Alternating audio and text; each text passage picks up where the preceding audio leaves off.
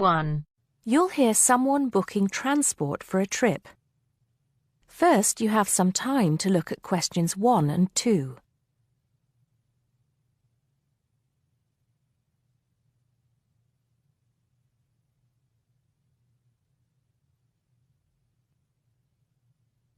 Now we shall begin.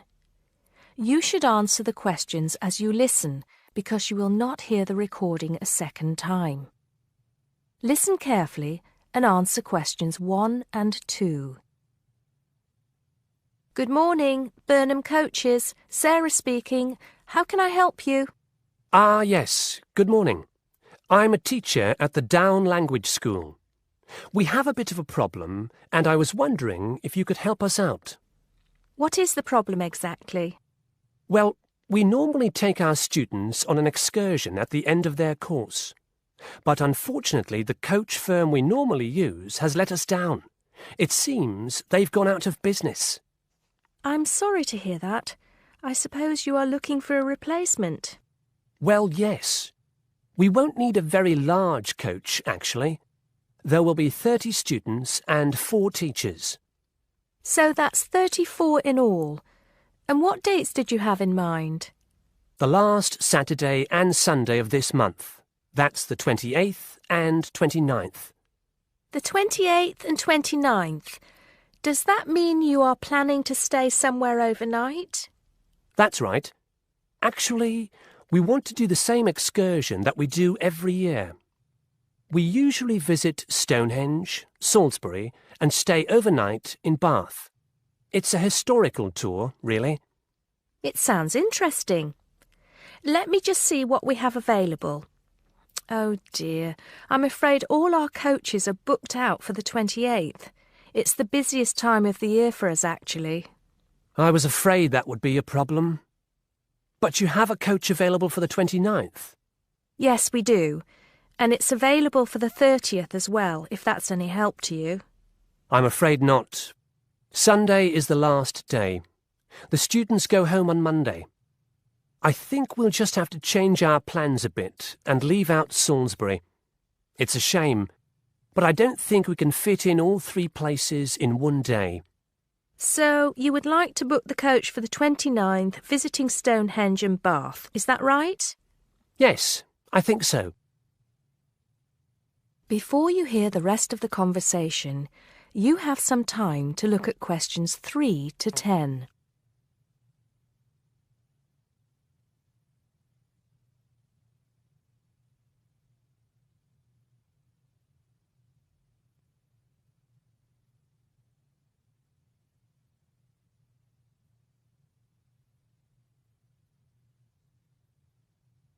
Now listen and answer questions 3 to 10. Right, I just need a few details, sir. OK. My name is Paul Scott. S-C-O-T? It's double T, actually. I'm sorry. And it's the Down Language School. Could you give me the address for that, Mr. Scott? Yes, it's Down House, Hill Street, Brighton. Do you need the postcode? No, that's not necessary, but I do need a contact number. Of course. The number for the school secretary is 01273 512 634. You can contact her if you need to speak to anyone. Right, and what time would you like the coach to pick you up? Well, I think we'll have to make an early start. Would 7:30 be all right? Yes, no problem at all. What time do you want to be back? Oh, any time between 10 and 11 will be all right. Not later than 11, though. Right, I'll make a note of that. 11 p.m. latest. There's just one more thing I need to know. Presumably, you'll be visiting Stonehenge first. How long do you want to stay there? Well, we normally stay about an hour. The main objective of the excursion is for the students to see the Georgian architecture in Bath, really. Yes, Bath is lovely, isn't it? I was there myself a couple of years ago. I thought the Royal Crescent was absolutely stunning. I hadn't realised how large it is. Well, I think that's all I need to know, Mr. Scott. Thank you for booking with us. Just a minute. There's one thing you seem to have forgotten. How much will this cost? Oh, I'm terribly sorry. I was thinking about Bath. Just bear with me a moment. Yes, it's a round trip of 300 miles and a total time of 16 hours for the driver. For a 45-seater coach, that will be a total of £500, including tax and insurance. Do we have to have such a large coach? There are only 34 of us. We don't have any smaller coaches, I'm afraid. Oh well. At least we won't be cramped for space. When do we have to pay? We require a 20% deposit to confirm the booking. I suggest that you do that as soon as possible, today if you can. The balance you can give to the driver if you're paying by cheque. Have the cheque made out to Burnham Coaches. I think that'll be all right. I will have to check this with the school accountant, but if all is well, I'll arrange for someone to bring you the deposit within the next 2 hours. That'll be fine, Mr. Scott. Well, thank you very much indeed. Goodbye. Goodbye. That is the end of part 1. You now have half a minute to check your answers.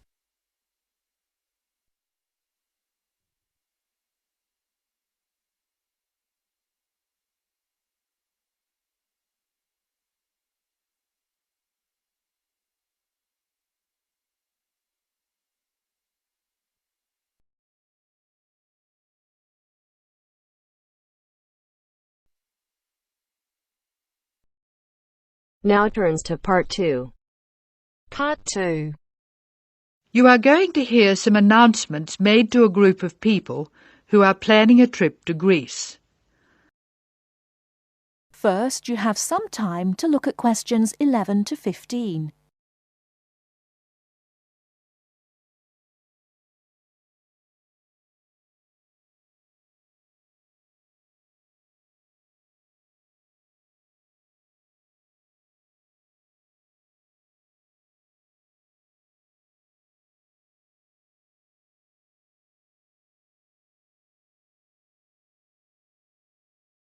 Now, listen carefully and answer questions 11 to 15.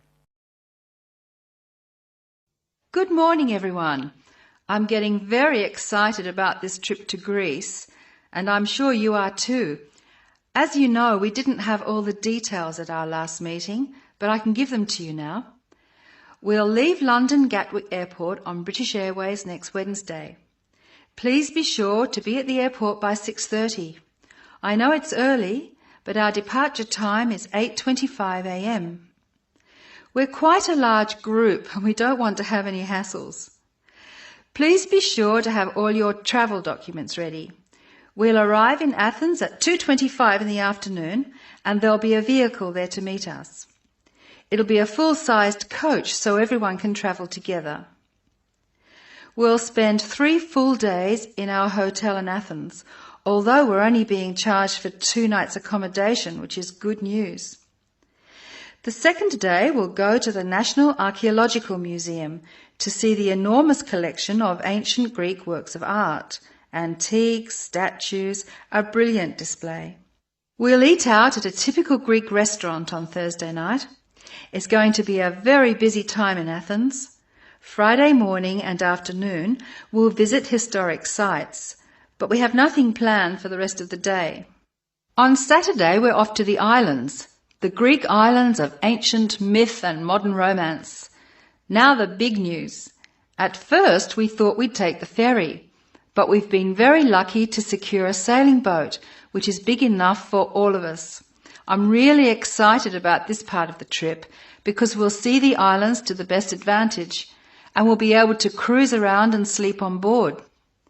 We'll get off at different islands and for one part of the trip we'll have people playing Greek traditional music actually on board with us. Now I'll pass out a brochure with all the details. Before you hear the rest of the talk, you have some time to look at questions 16 to 20.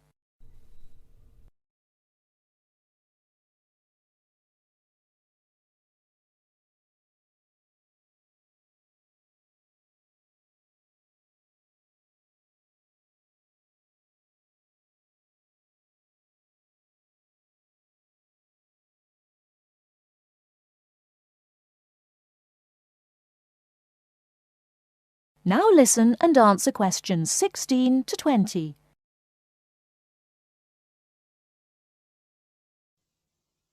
A lot of work has gone into organising this tour, and I'd like to thank in particular the travel agent who got us a really good deal, and the people at the British Museum who offered us such good advice. Trips like this only happen because of the hard work of really expert people.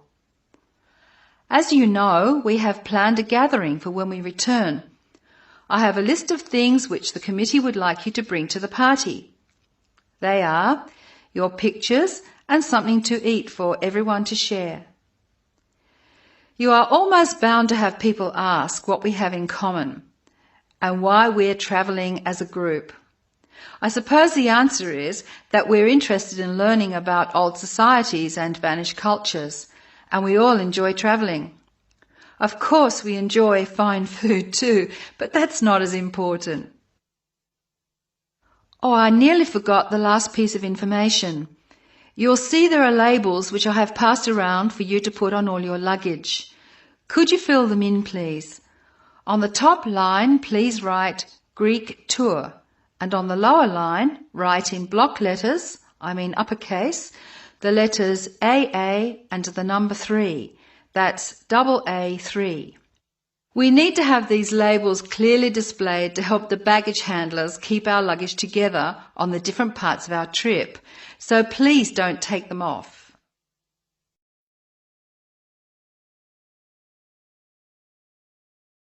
That is the end of part 2.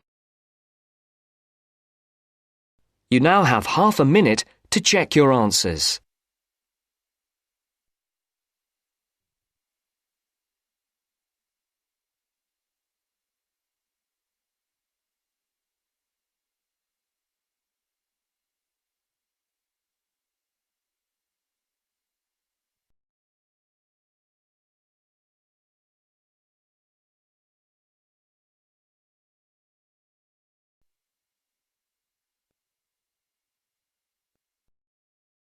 Now turns to part 3.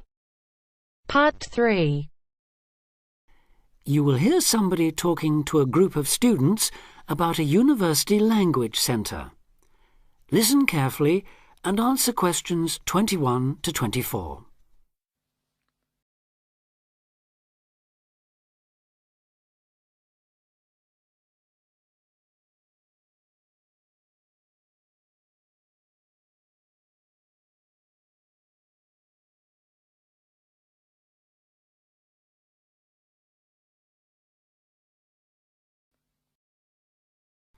Listen carefully and answer questions 21 to 24. Hi, I'm Katie Shaw and I work at the University Language Centre. Your tutor tells me you might be interested in using the centre, so I'm here at the college to explain a bit about it and, of course, to answer your questions. Where exactly is the centre? Is it near the college? It's actually on King's Road, just round the corner from here, in fact. Oh, I know it, yes. I wondered what that building was. Yes. What's there? Well, the library has about 4,000 books, pamphlets and transcripts to go with some of the 12,500 items on audio or video cassettes. These are at a wide range of levels of difficulty, covering language learning material in over 100 languages. There are also reference books without tapes, including dictionaries, grammar workbooks, vocabulary workbooks and model letters, as well as texts on academic writing and effective study habits, etc. Audio cassette workrooms are on the first floor, by the way. Do they get any foreign language press there too? Yes. The library subscribes to a number of European daily and weekly newspapers, including Le Monde from France, L'Espresso from Italy, and the weekly international edition of the Spanish paper El País. What about learning with computers? Can you do that there?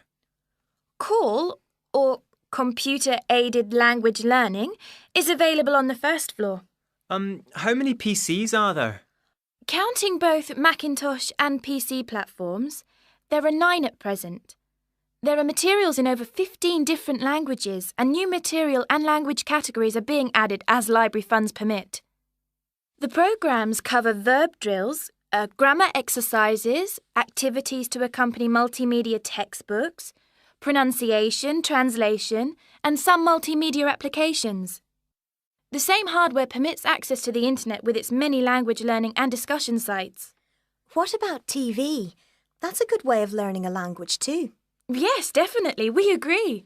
So on the second floor of the centre, there are televisions to view live satellite television broadcasts in 7 languages. Oh, which ones are they? Currently, we've got Arabic, French, German, Italian, Portuguese, Spanish and Russian. Turkish broadcasting can be viewed live on request. The centre records the news in French, German, Arabic, Italian, Japanese, Spanish and Russian. And English too. Before you hear the rest of the talk, you have some time to look at questions 25 to 30.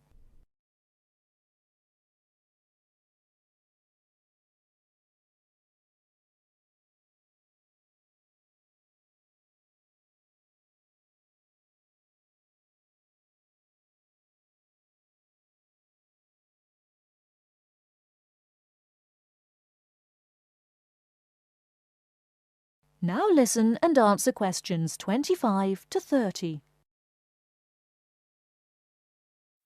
Now listen and answer questions 25 to 30. Sounds great. How do we sign up? To avoid paying a fee, you need to go to the centre with a valid university ID card or a letter from your college or departmental administrator on headed paper indicating your status, length of stay and language requirements. Are there any forms to fill in? I'm afraid so. You do that at the ground floor reception desk. Your registration is for 1 academic year only and needs to be renewed annually. You should tell the librarian who you are on your first visit, and you will need to take part in an induction to the library service, including the proper operation of the centre's computers, televisions, videos and so on. Can she help us choose the right materials too? Yes. The librarian can give advice and assistance in locating material, making best use of the texts and tapes and so on. Let her know which language you want to study and what, if any, knowledge of it you already have. Also, say what reasons you have for learning the language. Your answers will help the librarian help you make the best choice of books and tapes for your needs. She can also offer you advice on how much time is needed to make progress in the language, and can offer suggestions on how to improve your language learning techniques. Can she copy tapes for us to take home, or can we borrow them? The library is a resource centre and reference library only. You can do as much self-study listening and reading work there as you want, but it's not possible to take home materials, that's to say, books or cassettes. And copyright law doesn't permit the library or its staff to make copies of cassettes for use by students outside the centre. All material must be used on the premises, I'm afraid. This ensures the materials are always available for students working on their own and not out on loan for long periods, which could harm users' progress. So, if we can't take books home, is it okay to photocopy them? The library staff will handle any photocopying, though international copyright law prohibits users from copying more than 5% of any one title in the academic year. You place a photocopy order with the librarian or an assistant, and orders will be processed between 1 and 2 o'clock or after 5:30. How much does it cost? 10 pence per page. Payment is by photocopy card, which you can buy from the information desk on the ground floor.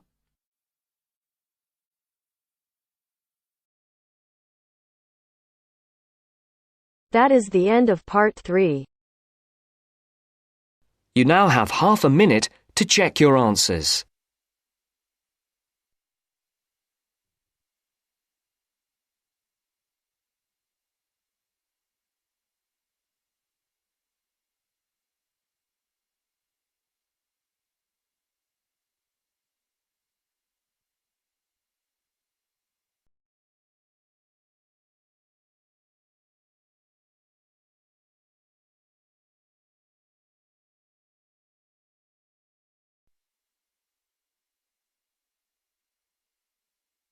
Part 4.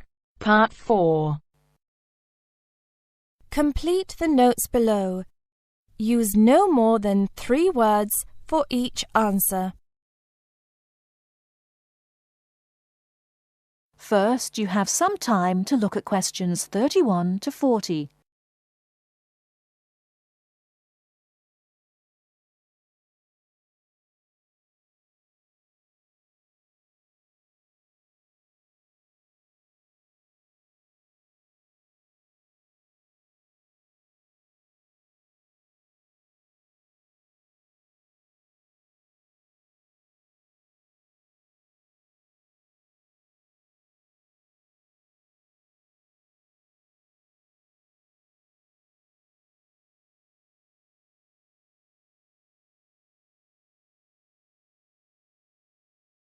Now, listen carefully and answer questions 31 to 40. Good afternoon. I'm glad you all found your way here. Now I'd like Dr. Wallace to introduce us to the Arboretum. Good afternoon.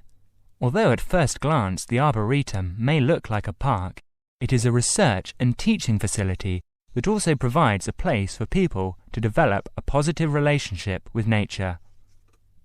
When then University of Wisconsin-Madison purchased the land, mostly during the 1930s, much of it bore little resemblance to its pre-settlement state. Instead, it had been turned into cultivated fields and pastures that had fallen into disuse. The university's Arboretum committee decided, early on, to try to bring back the plants and animals that had lived on the land before its development. Though they may not have anticipated it at the time, the committee's foresight resulted in the Arboretum's ongoing status as a pioneer in the restoration and management of ecological communities.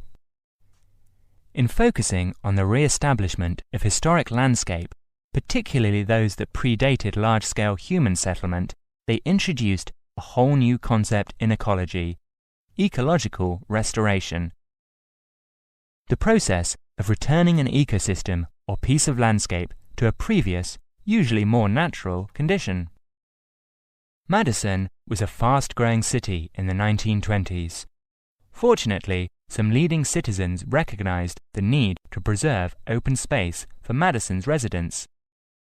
Most of the Arboretum's current holdings came from purchases these civic leaders made during the Great Depression.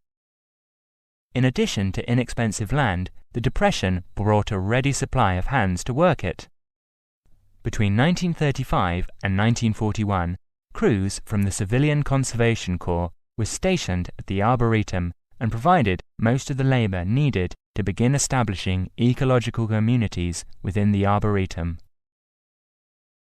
Efforts to restore or create historic ecological communities have continued over the years, with the result that the Arboretum's collection of restored ecosystems is not only the oldest, but also the most extensive such collection. In addition to these native plant and animal communities, the Arboretum, like most arboreta, has traditional collections of labelled plants arranged in garden-like displays.